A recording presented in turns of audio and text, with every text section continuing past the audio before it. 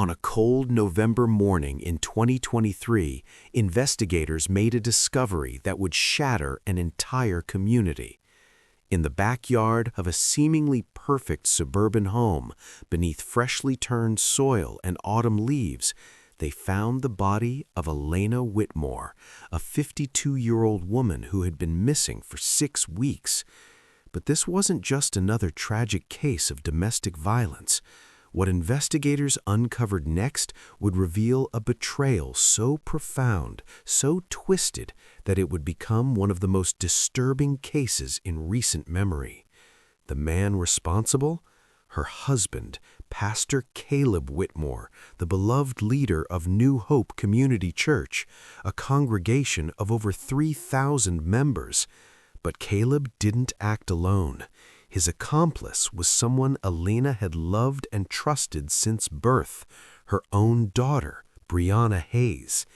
This is the story of how a man of God became a murderer, how a daughter became complicit in her own mother's death, and how a web of lies, manipulation, and forbidden desire led to the ultimate act of betrayal.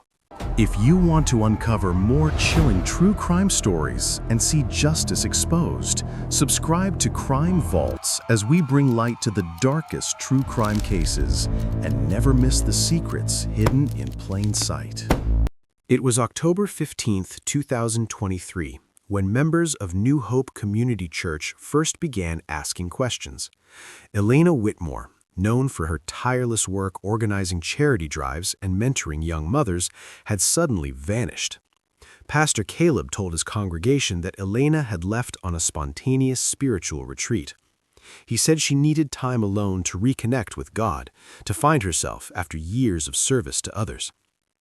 At first, no one questioned it. Elena had always been deeply spiritual. But as days turned into weeks, her absence became more troubling. Her sister, Monica Garrett, hadn't heard from her. Her closest friends received no calls, no texts, no emails. Elena's social media accounts went silent. It was as if she had simply evaporated. Monica Garrett filed a missing persons report on October 29th. She told investigators that her sister would never disappear without telling her. They spoke every single day, sometimes multiple times. Monica knew something was terribly wrong. Detective Raymond Foster was assigned to the case. A 20-year veteran with a reputation for solving cold cases, Foster immediately noticed inconsistencies in Caleb's story. The pastor claimed Elena had taken a bus to a retreat center in Arizona, but when Foster checked bus station security footage, there was no sign of Elena. No purchases on her credit cards, no phone activity. Her passport was still in the house. Foster conducted his first formal interview with Caleb Whitmore on November 2nd. The pastor maintained his story, but Foster noticed something unusual. Caleb seemed almost too calm, too rehearsed, and there was something else. Throughout the entire interview, Caleb's stepdaughter, Brianna Hayes, sat in the corner of the room, silent, her hands trembling. Foster began digging deeper into the Whitmore household. What he discovered would turn a missing person case into a homicide investigation. To understand what happened to Elena Whitmore, we need to go back 2 years, to the spring of 2021. Elena had been a widow for 5 years when she met Caleb Whitmore at a grief counseling group. Her first husband, Thomas Hayes, had died suddenly of a heart attack, leaving her to raise their daughter Brianna alone. Caleb was charming, compassionate, and seemed to genuinely care about Elena's pain. They married after a year of courtship in a beautiful ceremony attended by hundreds of church members. Brianna was 20 years old at the time, finishing her junior year at a state university 2 hours away. She came home for the wedding and seemed happy for her mother. But what no one knew, what Elena couldn't have possibly imagined, was that Caleb's interest in her had a dark, ulterior motive. According to phone records later obtained by investigators, Caleb had been messaging Brianna for months before he even proposed to Elena. The messages started innocently enough, pastoral guidance for a young woman grieving her father, but they quickly became inappropriate. Compliments about her appearance, late-night conversations about loneliness and desire. By the time Caleb married Elena, he had already groomed Brianna into an emotional dependency. When Brianna moved back home after graduating in May 2022, the affair began in earnest. Court documents would later reveal the sickening pattern. During the day, Caleb played the role of devoted stepfather and husband. He led church services, counseled couples, preached about the sanctity of marriage. But at night, while Elena slept down the hall, Caleb would slip into Brianna's room. For over a year this continued.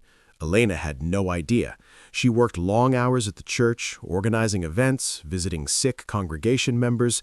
She trusted her husband completely. She loved her daughter unconditionally. The two people she loved most in the world were betraying her in the most unimaginable way. But secrets like this never stay buried forever. In August 2023, Brianna discovered she was pregnant. She was terrified, overwhelmed, trapped. She told Caleb, expecting him to help her figure out what to do. Instead, Caleb saw opportunity. He began talking about a future where they could be together openly, where they could raise their child as a family. There was just one problem: Elena. On October 12, 2023, 3 days before Elena disappeared, she found the positive pregnancy test in Brianna's bathroom drawer. She immediately confronted her daughter, asking who the father was, whether Brianna needed help, whether she was in trouble. According to what Brianna later told investigators, that conversation destroyed everything. Brianna broke down completely. She confessed the entire affair, sobbing, begging her mother to understand. Elena was devastated. The betrayal was incomprehensible. Her husband and her daughter, for over a year, under her own roof. Elena told Brianna that she was going to expose Caleb publicly. She would tell the church board, file for divorce, and press charges if possible. She would make sure everyone knew what kind of man he really was. She gave Caleb and Brianna until the next morning to leave her house. But that night, Caleb made a different decision. What happened in the master bedroom of the Whitmore home on the night of October 14th remains partially unclear, as Caleb has never given a full confession. But based on forensic evidence and Brianna's testimony, investigators pieced together the following sequence of events. Around 11 p.m., while Elena packed a bag to leave for her sister's house, Caleb entered the bedroom. He tried to reason with her, to convince her to stay quiet for the sake of the church, for the sake of their reputations. Elena refused. She told him he was a monster and that she would never protect him. The argument escalated. According to forensic analysis, Elena was struck multiple times with a blunt object, likely a bedside lamp found shattered on the floor. She suffered severe head trauma and died within minutes. Brianna heard the commotion from her room. When she entered the master bedroom, her mother was already dead. What happened next would determine Brianna's fate as much as Caleb's. If you want to uncover more chilling true crime stories and see justice exposed, subscribe to Crime Vaults as we bring light to the darkest true crime cases and never miss the secrets hidden in plain sight. In the hours after Elena's death, Caleb and Brianna faced a choice: call the police and face the consequences, or try to hide what had happened. Caleb, always calculating, always manipulative, convinced Brianna that they could make this disappear. He told her that if they called the police, she would be implicated too. People would think she helped plan the murder. She would lose everything: her freedom, her child, their future together. Brianna, traumatized and in shock, agreed to help. Over the next 6 hours, they cleaned the crime scene. They removed Elena's body from the house under cover of darkness, wrapping her in plastic sheeting taken from the garage. They drove 30 miles to a secluded wooded area where they buried her in a shallow grave. Then they returned home and finished cleaning. Caleb repainted the bedroom wall where blood had spattered. He laundered every piece of fabric in the room. He scrubbed floors with bleach. By dawn, the master bedroom looked pristine. That morning, Caleb began telling people that Elena had left on a spiritual retreat. He sent text messages from her phone to her friends and family, vague messages about needing space and time alone. he posted on her social media accounts. He played the concerned husband perfectly. For 6 weeks, it worked. Caleb and Brianna lived in the house together, maintaining the appearance of a grieving stepfather consoling his worried stepdaughter. During the day, they were family. At night, they were lovers planning their escape. Caleb had already begun preparing to flee. He quietly liquidated church accounts he controlled. He researched properties in Mexico. He told Brianna they would leave right after Thanksgiving, start a new life somewhere no one knew them. But Brianna was unraveling. The guilt was eating her alive. She couldn't sleep, she couldn't eat. Every time she walked past the spot where they'd found her mother, she felt like she was suffocating, and Detective Foster was closing in. On November 18th, Detective Foster obtained a warrant to search the Whitmore home. Forensic specialists used luminol to detect blood evidence. Despite Caleb's thorough cleaning, luminol revealed massive blood spatter patterns in the master bedroom, on the walls, the ceiling, the floor. It was clear that something violent had occurred in that room. Foster arrested Caleb Whitmore that evening on suspicion of murder, but without a body, without a confession, the case was circumstantial. 2 days later, Brianna Hayes walked into the police station alone. She looked like she hadn't slept in weeks. She told Detective Foster that she wanted to tell him everything. She wanted to show him where her mother was. Brianna led investigators to the wooded area where she and Caleb had buried Elena. It took forensic teams 4 hours to carefully excavate the grave. When they finally uncovered Elena Whitmore's remains, Brianna collapsed, sobbing uncontrollably.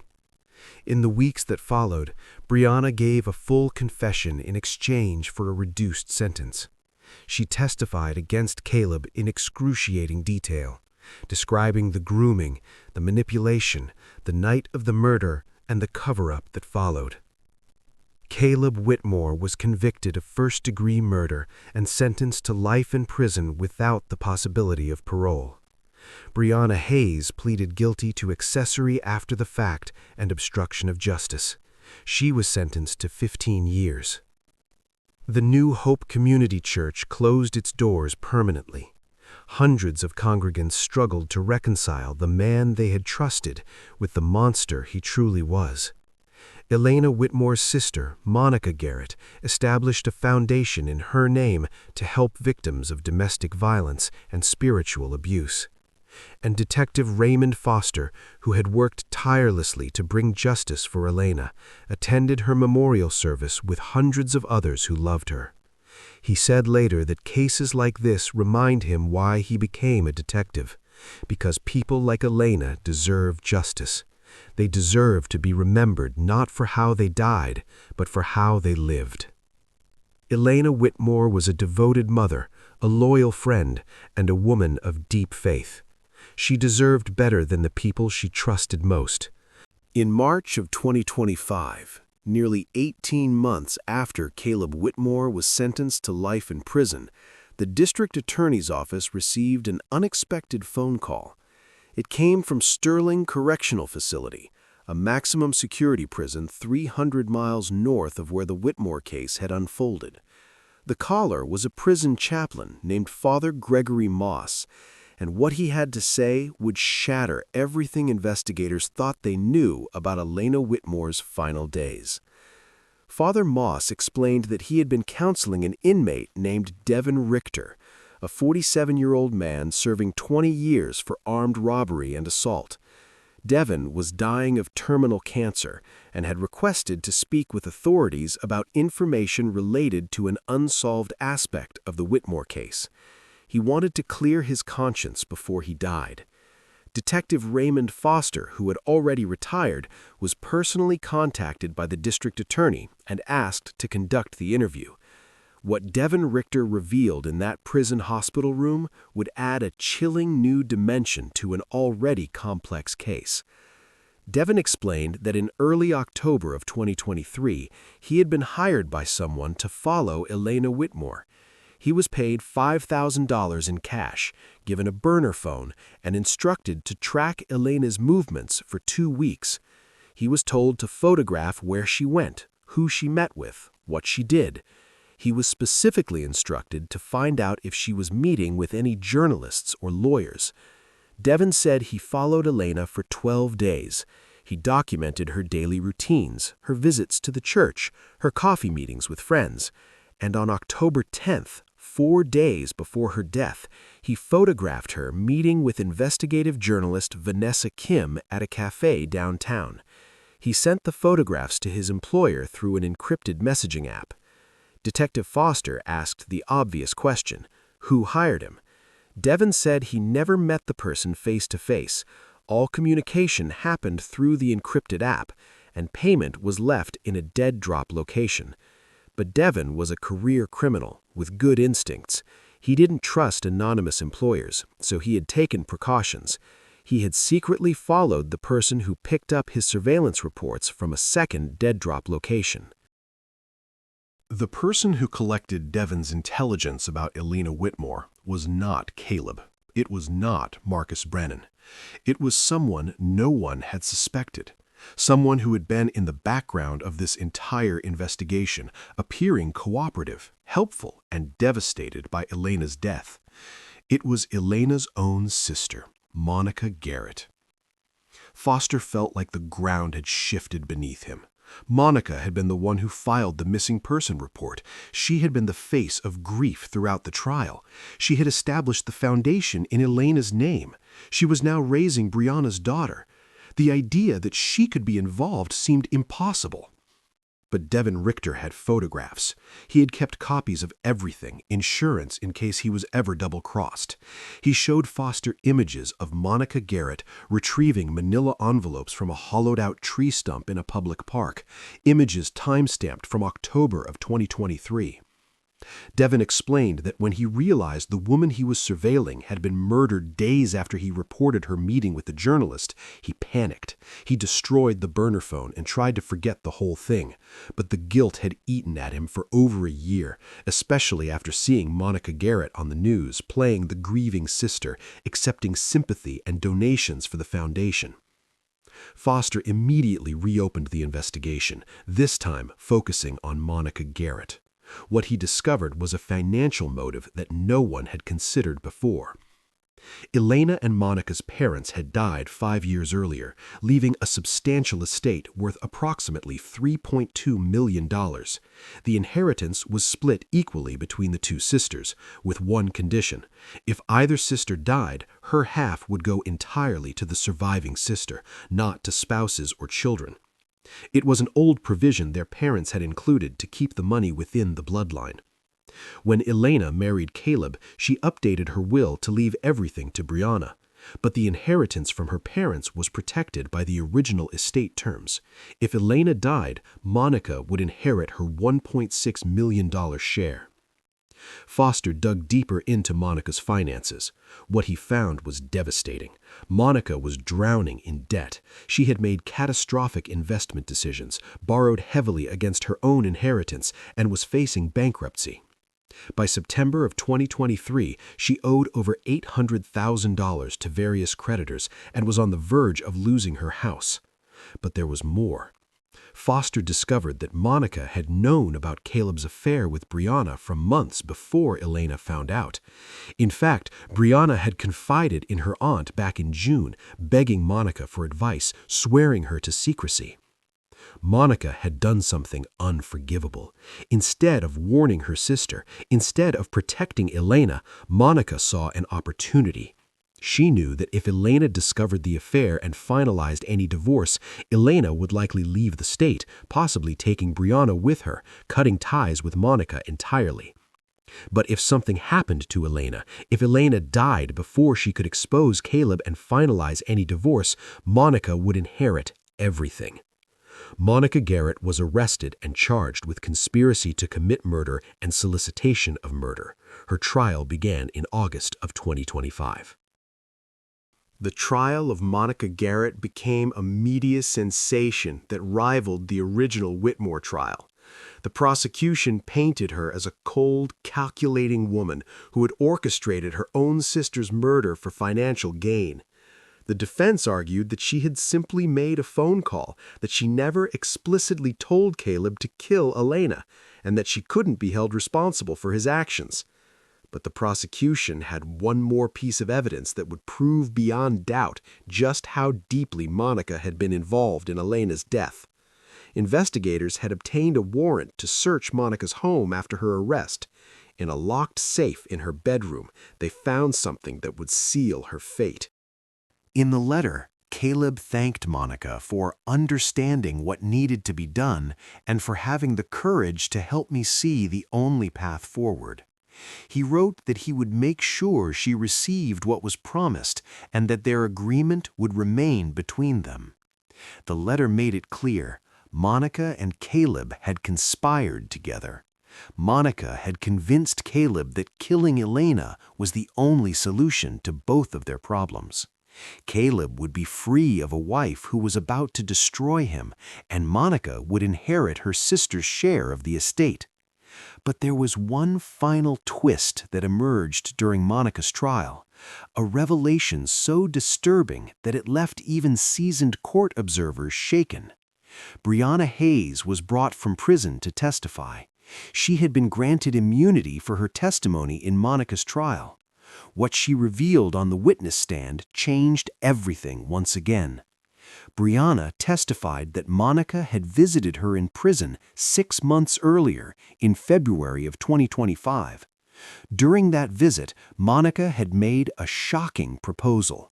She told Brianna that if Brianna kept quiet about Monica's involvement, if she never mentioned the things Monica knew about the affair before Elena's death, then Monica would continue raising Brianna's daughter and would ensure the child inherited Elena's estate when she came of age.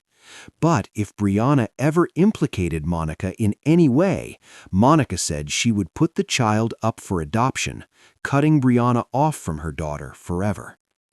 Brianna had been terrified. She loved her daughter desperately, even though she couldn't raise her from prison. The thought of losing all connection to her child was unbearable, so she had stayed silent, even though she knew Monica had played a role in her mother's death. But when Devin Richter came forward with his confession, Brianna realized she could no longer protect Monica. The truth was coming out whether she cooperated or not. She decided to tell investigators everything. Brianna's testimony revealed that Monica had done something even more calculating. After Elena's death, Monica had convinced Brianna to sign over power of attorney for her daughter's affairs, claiming it was necessary for the child's welfare while Brianna was incarcerated. What Brianna didn't realize was that the documents also gave Monica control over any inheritance the child might receive. Monica had been planning to use Elena's inheritance money, money that should have gone to Brianna's daughter, for herself. She had positioned herself as the loving aunt and guardian while secretly siphoning funds from the estate.